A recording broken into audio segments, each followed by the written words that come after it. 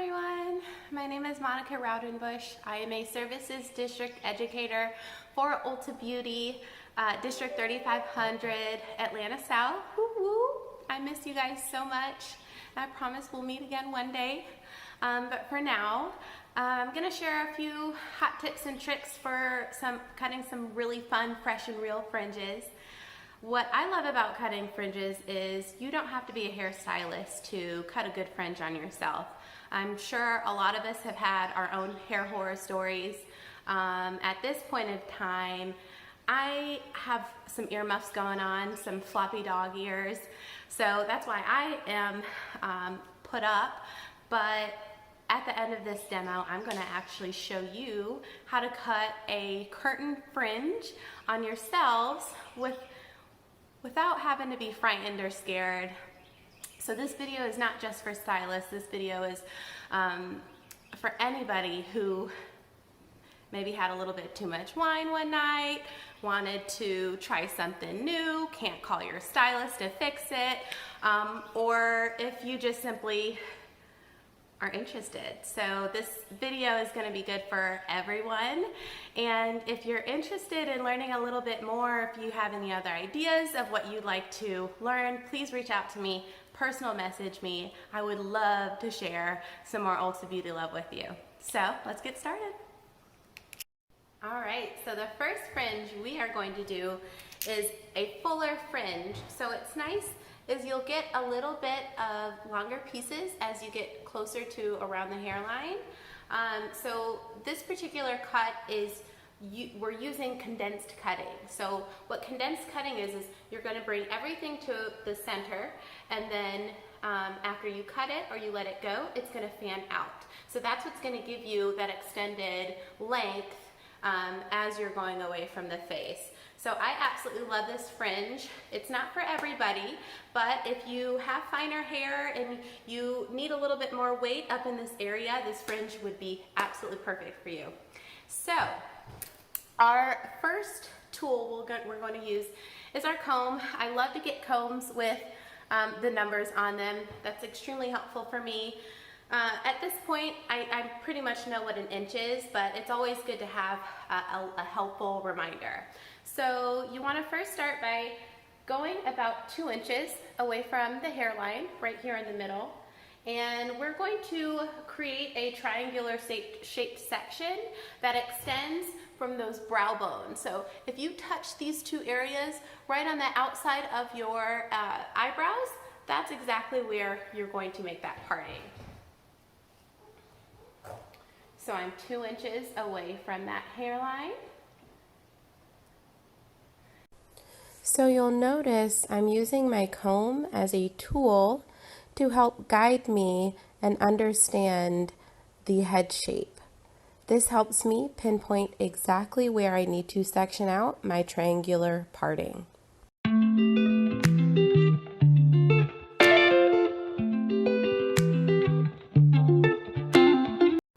So this is the standard pretty much for fringes, but I do want to let you know it truly depends on you. I have a guest who likes her fringe all the way up here.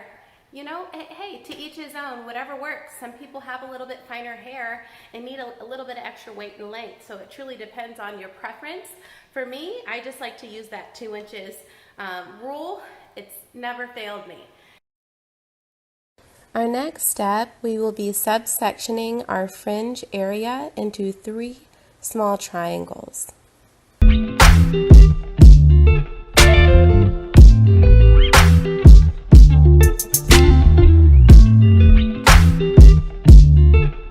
I'm starting off by establishing the length of my fringe.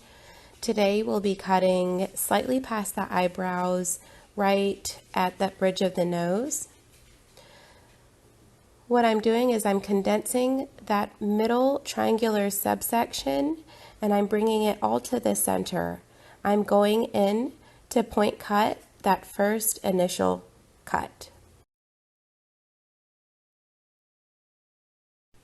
We are point cutting to relieve a bit of weight so you can see a little bit closer that point cutting are just tiny little nips into the hair.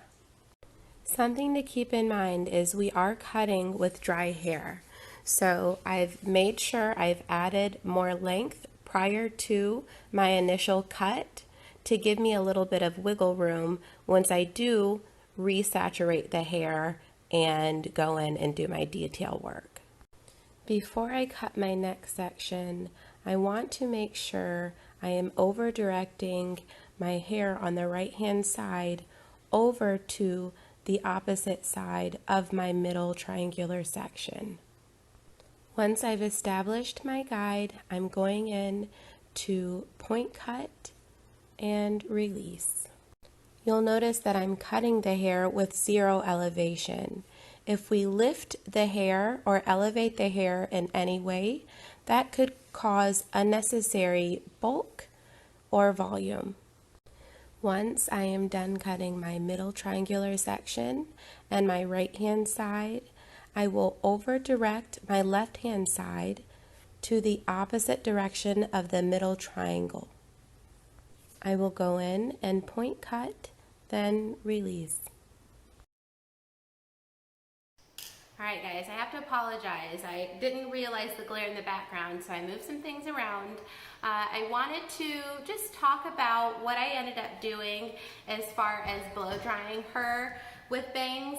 If they're dry and we initially cut them, we're gonna have those pieces that like to just sit up and throw up gang signs on us. So what really does help is to re-wet that section that you had just cut, because you have established the length that you want, but at this point we want to make these transitions as we're going away from the face a little more smoother so they're not so choppy. So I'm going to go in with my shears and point cut and help to even out this fringe a little bit more, but I want you to keep in mind we don't want a completely blunt bang.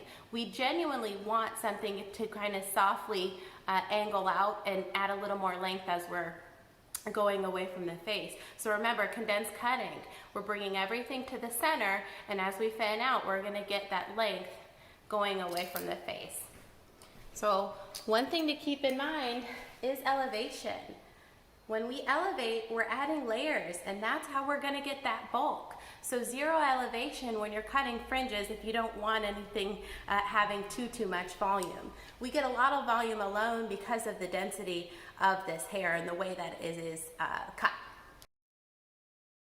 At this point, I'm going back in and doing my detail work. Any added bulk or unevenness, I am cleaning that up now.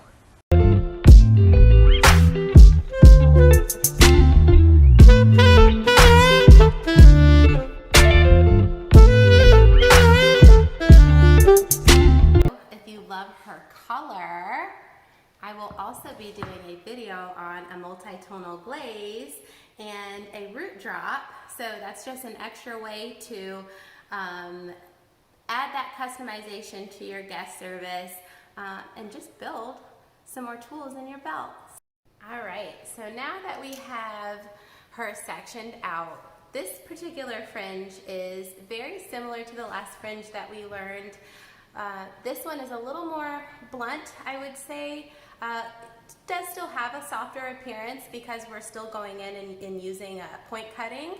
But with this specific fringe, if I was going to do a fringe on myself, this would be something that might be a little easier for people who aren't necessarily stylists and still want to play a little bit. So what I've done, again, is I've sectioned out 2 inches from that hairline.